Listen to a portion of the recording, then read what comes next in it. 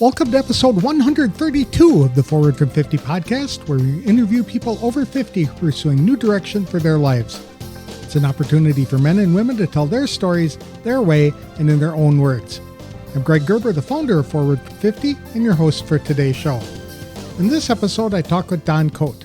He's an experienced entrepreneur and coach who has dedicated his second act to helping other seasoned citizens to live with greater health, purpose, meaning, and joy. Here are some key takeaways from our conversation. First, it's essential that people rebuild after loss. Don shared how he went from early financial success in real estate to losing everything in the 1990s, and how that difficult chapter ultimately shaped his life's mission. Second, Don's Life Works Life Mastery System is a simple 3-step framework he developed from Napoleon Hill's book titled Think and Grow Rich. It helps people achieve their dreams through vision, planning, and excellent execution. Third, purpose matters later in life. Don outlined core areas seniors often struggle with, such as health and fitness, wealth and income, love and romance, meaning and purpose, and how addressing these areas leads to a richer quality of life. Fourth, his Successful Seniors platform is a valuable resource.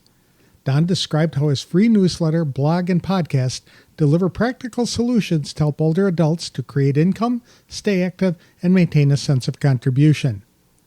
Finally, connection and contribution plays a big role in the lives of seasoned citizens. Don stressed that meaning and purpose often come from helping others, whether through business, creative work, or volunteering. To tell us more about what gives his life more meaning and purpose, as well as how his Successful Seniors platform is helping others, please welcome entrepreneur Don Cote to the show. Thanks for joining me today, Don. I really appreciate the time. I've wanted to interview you for a long time because you're doing something that I really have a passion for as well. You are helping seasoned citizens to be successful. How did you come up with the idea for this Successful Seniors media? Well, first of all, thanks for having me on. I've been also wanting to talk with you as well, because I love what you're doing as well. And your 14-day fast was amazing. I followed the whole thing, and good for you. Most people don't have the ability to do that, but you pulled it off, and it's an inspiration. Thank you. I appreciate that. So to answer your question back in the 80s, and I know this is going to sound like a long story because we're in the 2025s, but it's not. So back in the 80s, when I was in my 20s, I became very successful as a real estate investor. So I learned how to make money in the 80s, and I learned how to lose it in the 90s, and I did them both really well. And I spent some time, so I lost all my real estate. We had a huge downturn in the early 90s. Lost all my real estate, filed bankruptcy, went through a painful divorce, and ended up homeless. That death spiral stuff was pretty bad. And so I spent some time feeling sorry for myself. That didn't seem to get me anywhere. So I reached out to a guy who had been a mentor to me early in my investing career. I hadn't talked to him in probably 10 years. This was 1995. And I invited him for a cup of coffee. He agreed graciously. And so when we met, I said, so Sammy, I've lost everything. And he said, yeah, you and 80% of our friends, because all the landlords in town knew each other. We owned collectively about 80% of all the property. And he said, you're in good company. I said, yeah, but that doesn't make me feel any better. I can't seem to figure out how to get back on my feet. And he asked me it seemed like the strangest question. He said, have you ever read the book Think and Grow Rich? And I said, sure. And back in 79, I had gotten involved in Amway, and I was on Book of the Month, Tape of the Week Club. And that was the first book they give you. So I read it. And I think it had something to do with my early success in real estate investing. But I had apparently forgotten everything. And so he said, so have you read the book? And I said, sure. And he looked perplexed, and he said, how many times? And I said, well, once. How many times do you have to read a book? And I'm a wise guy, and I'm smarty pants, and I'm broke. So not a good combination. He wasn't amused. And so he said, all the answers you're looking for in that book, I think you should read it again. And then he said, thanks for the coffee. I've got to go. It was like a 7-minute meeting. And he did a Columbo on me. He turned just before he got to the door, and he said, hey, by the way, if you don't get it this time, I just keep reading it till you do. And I remember feeling paralyzed, just like the only guy I knew that could possibly show me how to get back on my feet just walked out the door after giving me some stupid advice. But I got about halfway home and realized he was rich and I was poor, and that was probably a clue, and I probably should get the book. So I did. I went to Barnes & Noble, and I got it, went home, pot of coffee on, read it from cover to cover, and said, darn, I missed it again. And so I read it again and again. The more I read it, the more I became frustrated. Strangely, I knew that he was right. All the answers were in that book, but the book was written as a philosophy of personal achievement. And philosophy just doesn't have a lot of how-to, and I needed somebody to tell me step 1, step 2, step 3. And so I actually went looking for, I thought the book was published in 1937. It was like 1995. Certainly somebody created a step-by-step system that has all the principles embedded in it. And if our listeners, our viewers aren't familiar with it, there's 13 principles in that book that are the most amazing principles in the world when it comes to success. They're timeless. After interviewing, the author interviewed over 500 of the world's most successful people to get that data. And principles I learned were things that are always, however, have always been true, are true now, always will be true, work for everybody and they work all the time. It's like principles of physics, momentum and inertia and things like that. You can't deny them. And if you try to work against them, you'll fail. And so if you work in alignment with these principles, you'll succeed. But I needed something that wasn't in the book, and that was a step-by-step system. So after searching for a while and not finding it, I created it. And I remember my friends started asking me, you're really happy, and why? And I showed them my little system. And then they said, will you show us? So I showed them, and then they started having some success. Their friends started asking them how they were doing it. And they asked if I would teach them. And now thousands of people around the world actually have learned the system and use it daily. And I remember in the first workshop, someone asked me, what do you call this thing? And it was so early in the process. I said, I don't know, man, it's just how life works. And so the word LifeWorks stuck, and now it's known as the LifeWorks Life Mastery System. And I taught that to people all over the planet for over 30 years. And so that's the background of what I've been doing that informed what I'm doing today in my quote unquote retirement years. Okay, very good. Is that system still available if people wanted to subscribe to it or to enroll It is. in it? It is. I wrote a book in 2013 or 14, I think. I updated it just recently. It's called How Life Works. It's on Amazon. I love the book because it tells about my struggles and it tells about the system, and you literally can learn the system from the book. But what I'm really more proud of is the 2 books that came after that. So a couple of years later, I took a group of 11 of my students and I told them if they would keep a daily journal using the system of their result, that they would have enough information to write a chapter in a book, and then we would publish a compilation or an anthology. And it turned out after 9 months, they had enough to write a book each. Wow. But they each wrote a chapter, and we released that book. It's called LifeWorks, and the subtitle is Stories of Transformation from Around the World. And then in 2020, during the pandemic, a dozen of my students, we ended up with 10 people that wanted to do the same thing. They wanted to write a chapter. So we wrote a book called LifeWorks, How Our Vision, wow. I can't remember the subtitle. Isn't that funny? But it's on, you'll find it. It's on Amazon. They're all on Amazon. That was another 10 different students that wrote How Our Vision Made Us Unstoppable. That's what it was. Yeah. Those are firsthand testimonies about how the system works. But I'm going to give your audience a sneak peek. The system is embarrassingly simple, and we all already know it. Because if you just look around, you can see it in practice all the time, every day, right? It's 3 simple steps. When you want something, you first have to have a vision in your mind. You have to have a clear picture in your mind about what you want. You can't hit a target you can't see. That's step number 1. Step number 2 is, now that you've got a vision, you turn that into a blueprint or a step-by-step plan to be able to get from where you are to where you want to be. And then the third step is to execute excellently on the plan. So I use this metaphor a lot to help people understand. I love castles for 2 reasons. Every castle is magnificent and every castle is unique, just like people. But if you want to live in a castle, the first thing you need to do is get a picture in your mind. But you'd never live in it if it was just in your mind. So you'd have to go to an architect and have them create a blueprint. And that is the difference between the vision and the blueprint, is the blueprint is specific and measurable. That's the difference. But if the blueprint sat on your desk, you'd never live in the castle. So you need to give that to a master builder. The master builder then executes excellently on the plan, and you end up with a castle. There's only one extra element in there that's important to understand, is that you can't build a castle without a team. And you can't build the life of your dreams without a team either. So being a part of a mastermind team is critical because, as Napoleon points out in the book, the mastermind principle is this: when two or more minds come together in the spirit of harmony towards a definite outcome, a third, more powerful mind, he calls it a cosmic mind, becomes the connecting link to infinite intelligence. So I tell my students, if you had God's phone number, do you think there's any problem you couldn't solve, any obstacle you couldn't overcome, or any resource you couldn't find? Probably not. And it's the equivalent of that.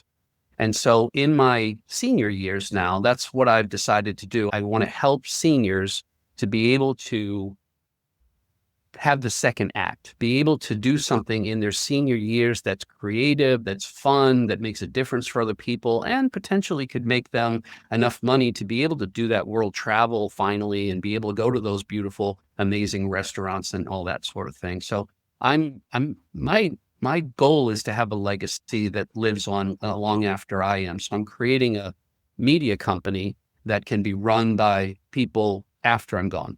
That's awesome, because too many seasoned citizens are stuck in a rut, it appears. And they get into this rut where all they do is sit at home, watch television, doom scroll through the news, surf social media, etc., wake up, rinse, and repeat. And it's such a waste of their natural talent, learned skills, and unique life experiences. It's so true. And even if people are more well-to-do, they end up playing shuffleboard, or they go play golf or whatever, which is great. And you should have recreation. But what are you doing to feel like you're making a difference and you're productive and you're creating value in the world? And that's what's missing. And that's what causes early onset dementia. It's what creates there's a tremendous epidemic of depression in seniors. It's really sad.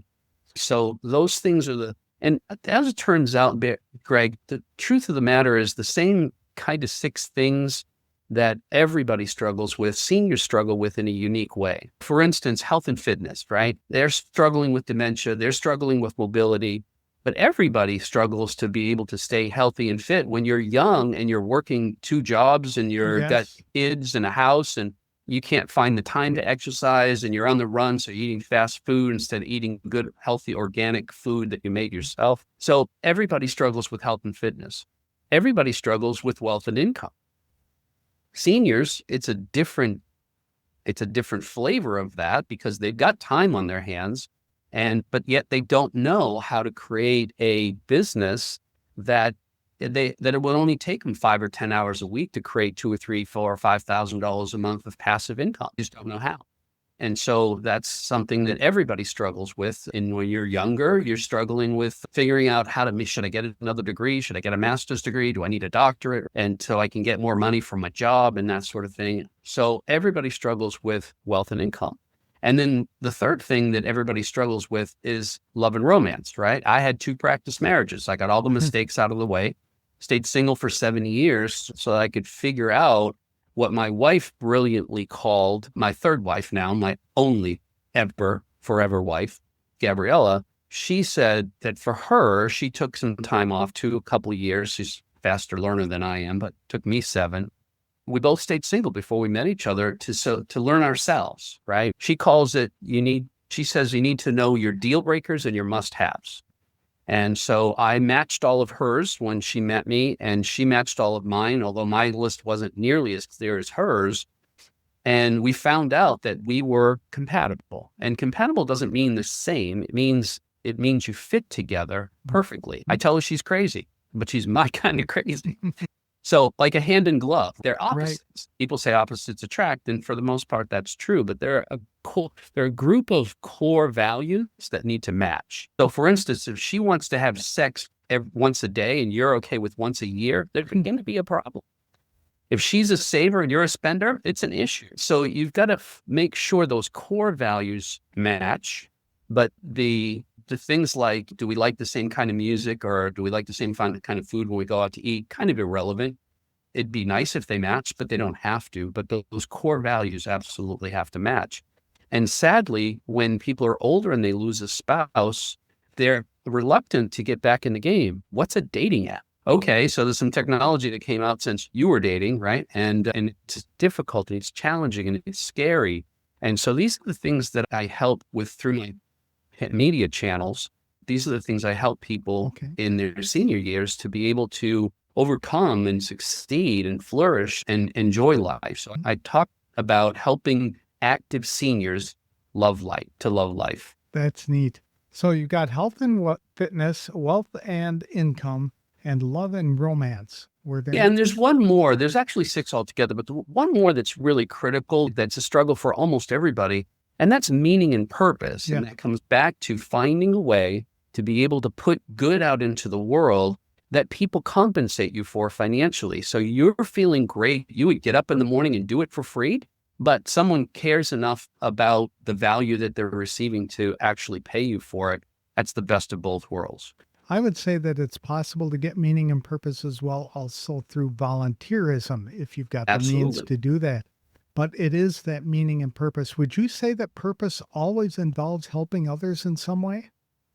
Boy, it's been my experience that there are very few things. Some things don't seem like they help people directly, but they do. For instance, I know a gentleman who has up in New England, he has a little fishing shack near the ocean, near a harbor.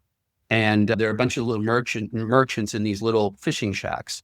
And what he does, he's got a little woodworking shop, and he takes really rare woods, sometimes driftwood, and he'll mold it into a piece of art. So it's not anything, it's not an elephant or a giraffe or a walrus or anything like that. It's just this unique, colorful, with all the grains of the wood, and he polishes it really nice, and he'll maybe take a piece and put it on a stick and put it on a platform. And people pay him enormous amounts of money for it because it makes them happy when they look at it. He's enjoying the work itself, but the work itself is actually making somebody else's life richer for it. And so it's not always direct. I mean, it's not like a coach would give you some insights or anything like that, but it does make a difference. And I find that when you're helping other human beings, we're communal people. We need other people in our lives. And if you can see how it directly influences somebody's life and makes it better, that's a feeling that's irreplaceable. Can't get that any way. I always use as an example 2 different things. You might love gardening, and gardening is a solo kind of thing that you do by yourself. But if you're taking your produce, those flowers, and you're giving them to other people to brighten their days, that's purpose. If you love fishing, that's usually a solo event. But if you take some other person along who would love to learn how to fish, now you've got purpose in that way as well. We agree. Yeah. What prompted the idea to come up with Successful Seniors? Frustration. So my wife is much younger than I am, and she's very energetic. And so she actually, since I've known her in 14 years, we just had our 14th year anniversary, she's never had less than 2 jobs. She usually feels like she's not very productive if she only has 2 jobs. Some of them are volunteers. Like she volunteers about 15 or 20 hours a week right now. But I still call it a job because she's committed. She has to go there. People depend on her. And she probably has had more like 3 jobs and sometimes 4 jobs. So just different things that she does and coaching people in different ways and things like that. So I was waiting for her. I had decided I was going to retire again. I do several things. Retire isn't one of them for sure. And so I was being not such a good husband. I was like, honey, when are you coming home? And I'm like, I know, but I miss you. And so I was like, this is just not right. And so I was like, am I the only senior that feels like he's still not ready to retire? So I started doing some research and found that seniors struggle with the same half a dozen things that everybody struggles with. They just show up differently. Health and fitness becomes more like dementia and mobility issues and things like that. So I thought, what if I can help people find solutions to these issues so they have a higher quality of life? QOL is a term now that's more and more prominent in the media. QOL, quality of life. I did an article recently, and I think you commented on it, and thank you for that. We're talking more about health span these days than we are lifespan. Because Yes. if you live to 90, but you're bedridden from 50 to 90, no quality of life there. But if you live to 80 and up to the last second, you're active and out there feeling great and making a difference in the world, that's a health span rather than a lifespan. Right. And so quality of life becomes the real issue. And I thought, if I can help people with the information that I have in my head and the ideas that I've been able to help millions of people around the millions, hundreds of thousands, probably about 300,000 people that have been through my courses. So people that I've used this information to help people before, I can help seniors in this particularly unique way. Then I looked for a medium that I would be able to get the information out. And it turns out that I found the newsletter was the ideal way. But I had a little bit of a surprise. I found a platform called Beehive. And Beehive, when you build your newsletter on the platform, they automatically give you a website to post the newsletter as a blog. So you just create it as a newsletter and it instantly becomes a blog and there's nothing you need to do. And then with this flick of a switch, you can turn it into an audio podcast. And now you can upload it to Apple and Amazon Music and YouTube and Spotify. So I was like, I thought it was going to be a newsletter business, but I guess it's a media business. And because I got all these different channels. And so I called it Successful Seniors Media. And fortunately for me, the URL was available, successfulseniorsmedia.com. And so if you go to that web address, you can sign up for my free newsletter and then you can listen to it. If you want to listen while you're driving, that's cool. Or you want to read the blog and make comments on the blog, because on the newsletter, you'd have to reply to my email, which a lot of people do.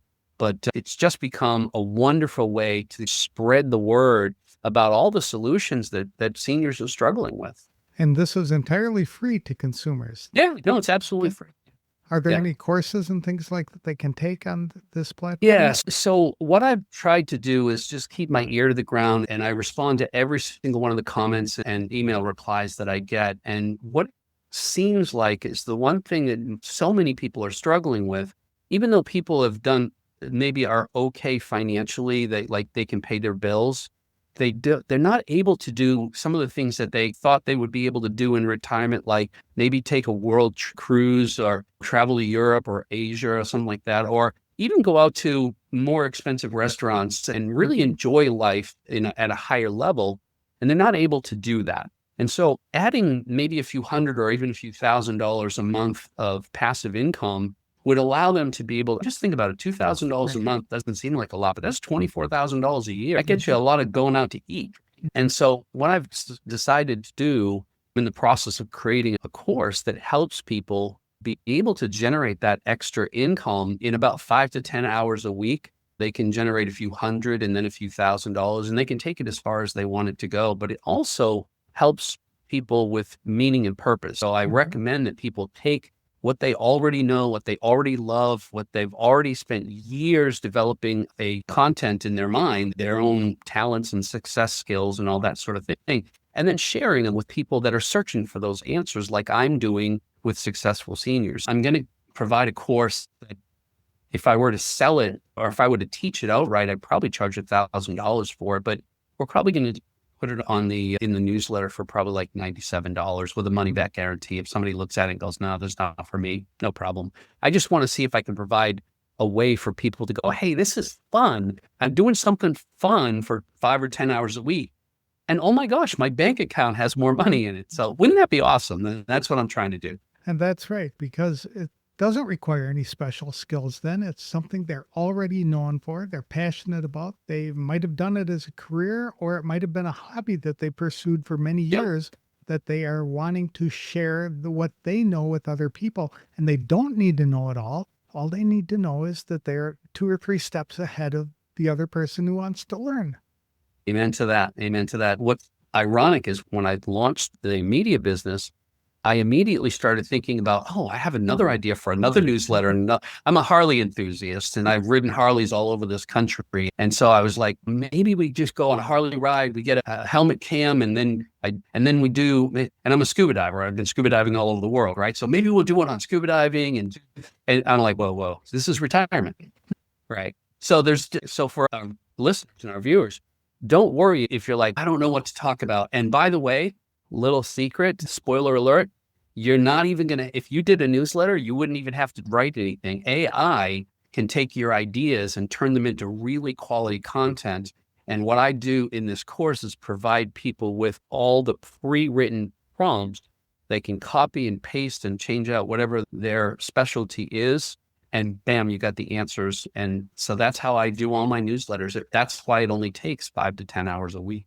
Okay. And you don't notice a difference between something that is written by AI and something that somebody would create by themselves? So there are a bunch of different AI platforms, and some of them are designed specifically to sound more human-like. That's easy enough to fix anyway. Even with ChatGPT, what you do is you train it in your voice, right? So any writing that you already do, and I've got books that I can copy and paste chapters, put it in there, and I say, here's my voice. When you write, write in this voice, and it comes out just the way I would write it. Okay. I look at it, I read every one, I change a word here or there, but it's written just the way I would write it anyway. So if it sounds, I feel like it sounds like me, everybody else won't know the difference. That's exactly what happened to me. Is I didn't know. I hated AI when I first saw it, and the content that was generating, it was just horrible. I could say, why would anybody do this? And I mentioned that to somebody I interviewed on Forward from 50, and she said, did you ever train it to write like you do? And I'm like, how do you do that? She said, send it a link to your blog and tell it to write like that. And I did. The next time they wrote a letter, I was dumbfounded with how well it mimicked my voice and tone of the ability to write. So that I actually named my AI. I actually speak to her like she's a person. So anybody can use this name if you want to, if it makes sense. I wrote AIVA, right? So she's my virtual assistant, but she's my AI virtual assistant, and AIVA spells Ava, right? So I just call her Ava. I go, good morning, Ava. Here's what we're going to talk about today. And it feels like I'm actually communicating with, and I know I'm not, but it feels, and that feels better to me. It feels, so I say please, and I say thank you, and I know I'm talking to a computer program, but I feel better about it. I feel like I'm being courteous and kind and caring and generous. Exactly. That's exactly right. You had mentioned that people know what to do and how they can go about doing this, but there are a bunch of people who might not know what to do as a senior to give their life meaning and purpose. And there is opportunity all around us. All people have to do is open their eyes and look for it. Do you have any tips on how people can find that kind of opportunity that gives their life more meaning and purpose? Yeah. So one of the things that seniors seem to struggle with is and it happens subconsciously to them, so they're not aware of it. Think of that word subconscious, below the consciousness. They're not aware that it's happening. They become introverted, right? They don't go out as much. They don't have as much other human contact. And then little by little, all of a sudden they're a shut-in, and it was self-inflicted. Yeah. And so force yourself to get out there and connect with people, and not just on social media, but actually go have coffee with people and go for a walk in the park with people. You're going to get some exercise. You're going to get and ask questions. Think of thought-provoking questions to be able to ask the people you're going for a walk with or whatever. And then put yourself in situations where you can actually meet people. There are a lot of social groups that meet in person. And as you pointed out, volunteering is a great way to be able to do that. Find something you really care about and go volunteer, even if it's for an hour a day, Monday through Friday, or just go for the morning on Friday morning for 4 hours, and make it your business to meet people there and go, hey, Sally, we don't get a chance to talk too much while we're volunteering here. How about we grab a cup of coffee? I'd love to get to know you. And even if that's not in a romantic way at all, but just take Bill to, if you're a guy, take Bill to coffee and take Sally to coffee, and it's okay. You need that social interaction. It keeps your mind sharp, and it changes your body chemistry. Actually does. That's right. There's plenty of scientific proof for that. I've heard a number of people who said that if you really don't know what to do to give your life meaning and purpose, volunteer, because that keeps you busy while you're trying to figure it out. And through volunteering with different organizations, you will encounter something that really trips your trigger, and you'll meet people who will nudge you into a specific way in which you can help other people? I'll give you a perfect example. So my wife and I, our hobby when we met and got married 14 years ago, everybody has something. They go bowling together or something, right? Couples have something in common. For us, it was going out to dinner. So my grocery budget was $800 a month. My dining out budget was $2,500 a month. We literally went out to dinner almost every single night, sometimes went out to eat 3 times a day because we had the time on our hands and we had the money. So that wasn't an issue, except our waistlines kept getting bigger. And so one day we're climbing a set of stairs. We got to the top of the stairs and we were both winded. And probably a week later, this was about 9 years ago now, when I met my wife and I married her, she was the wedding planner at Caesar's Palace.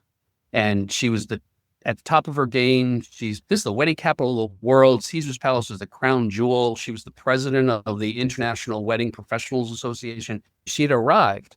She came home about 9 years ago and said, I think I want to change professions. And I'm like, I'll bite. What do you want to do? She said, I think I want to be a personal trainer. Meanwhile, we both look not like personal trainers.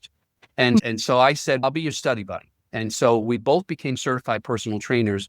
I lost 50 pounds. She lost 65 pounds. And at 54 years old, she actually did a bikini contest and won second place. Wow, that's impressive. Yeah. So she got into physical fitness, but it never became really a full-time job.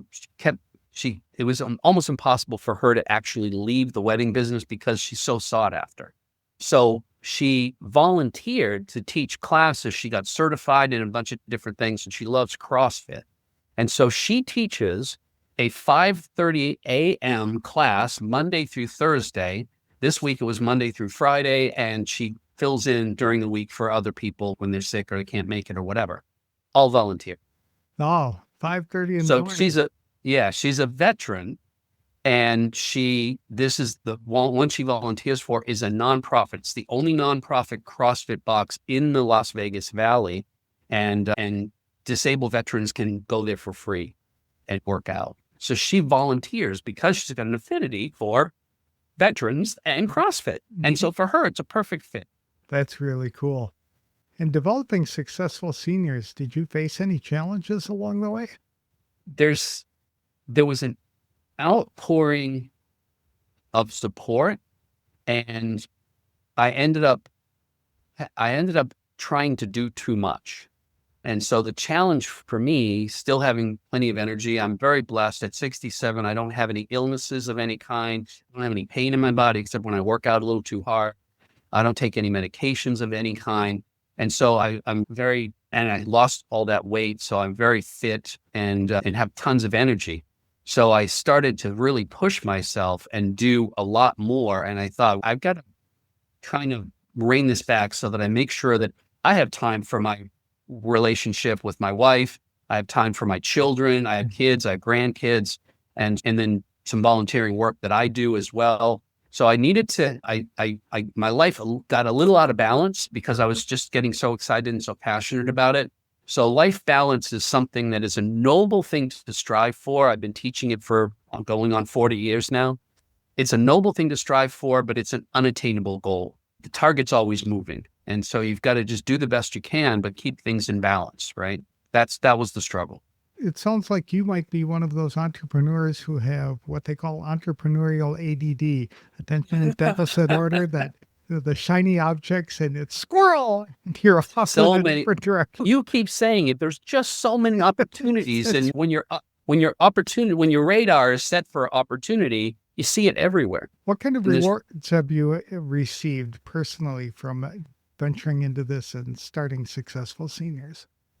There's the financial aspect, and that's been ramped up so quickly. But one of the biggest surprises is just how supportive people are, like yourself. You comment on almost every single one of my newsletters, and it's so heartwarming. And I don't know, I just didn't think of it. I just didn't expect it. I just expected to be able to put the information out. But I get so much back in confirmation that I'm doing something that really makes a difference for people. And that was a surprise. That's neat.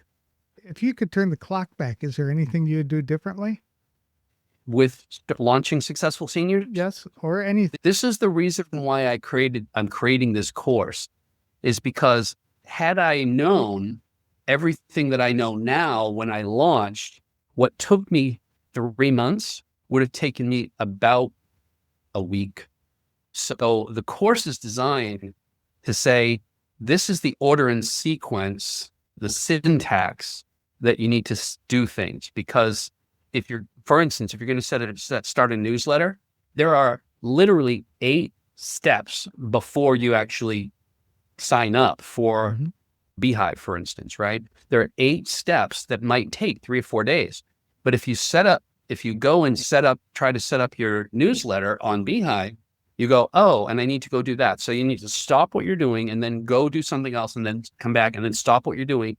So if you do it sequentially, it works. It saves an enormous amount of time. Obviously, we can't roll the clock back for me, but I can roll the clock back for everybody else that I help with the course. Okay, so you're allowing other people to learn from your mistake. There you go. Perfect. That's awesome. And goodness knows I've made many of them. One of the recent articles in your newsletter was intriguing, talking about the legacy within. What is the legacy that's within most seasoned citizens? So sometimes here's the biggest challenge I've seen. It's not health. It's actually has more to do with meaning and purpose. So when someone's been a chiropractor for 30 or 40 years, or a janitor or a mechanic or a teacher, and they leave that occupation and retire, that has become such a large part of their identity. They feel like there's something missing and they're not quite sure what that is. And so the legacy within is whatever it was that you were doing, either for your work or for your occupations or avocations. Sometimes you're an avid windsurfer, or for me, scuba diving or motorcycle riding or things like that, or painting. You've always wanted to paint, but you were so busy with your chiropractic business that you only got a chance to paint maybe a couple hours a week. But now you can spend 20 hours a week painting, and that can come out of you. That legacy that's inside of you can come out of you. And if it's just the painting, that's fantastic. But oftentimes what happens is apprenticing is something that's used to happen in the world a lot, to pass on skills and talents. And it doesn't happen very much anymore. But if you're somebody that can take on an apprentice, the value that you give them will be life-altering for them, but it'll mean 10 times more for you. Passing on the legacy within is something that I think is so underrated and, for the most part, unknown. I think you're right, because a lot of us confuse legacy with a financial contribution. We're going to pass on our estate to our families, and that's going to be our legacy. But the legacy is more example as well. The values and the work ethics that we pass on to our kids and our grandchildren. Yeah, absolutely. Super. How can people connect with you if they'd like to learn more about Successful Seniors, or simply ask a question? Yeah, again, I respond to every email. So when someone when they sign up for my newsletter and they get an email from me, the newsletter, and they hit reply, I actually get that in my inbox and I read every one of them and I reply. So if you want to get to me, it's as simple as being able to sign up for my free newsletter, read the articles, and then send me, and I'll message you back. I'll send you an email back right away. Okay. Are you active on any social media platform? I am. Yep. So I'm on LinkedIn, Dr. Don on LinkedIn, and Dr. Don on Facebook. Dr. Don. That's easy enough to find, I'm sure. So thank you very much for sharing your story with me today. I think it's inspirational. I know that you can help a lot of seasoned citizens to find more meaningful and purposeful lives, and you've got just the opportunity and venue to help them find it. So thank you again. As do you. Thanks so much, Craig. Thanks for having me. For Don Cote, life after 50 is not about slowing down. It's about leaning into what matters most. His journey from early success through devastating setbacks to renewed purpose has given him a unique perspective on how older adults can create deeply fulfilling second acts. Today, Don channels that hard-won wisdom into Successful Seniors Media, a platform he built to inspire, equip, and connect to people in their later years. On his platform, Don offers real practical solutions that people can start using right away.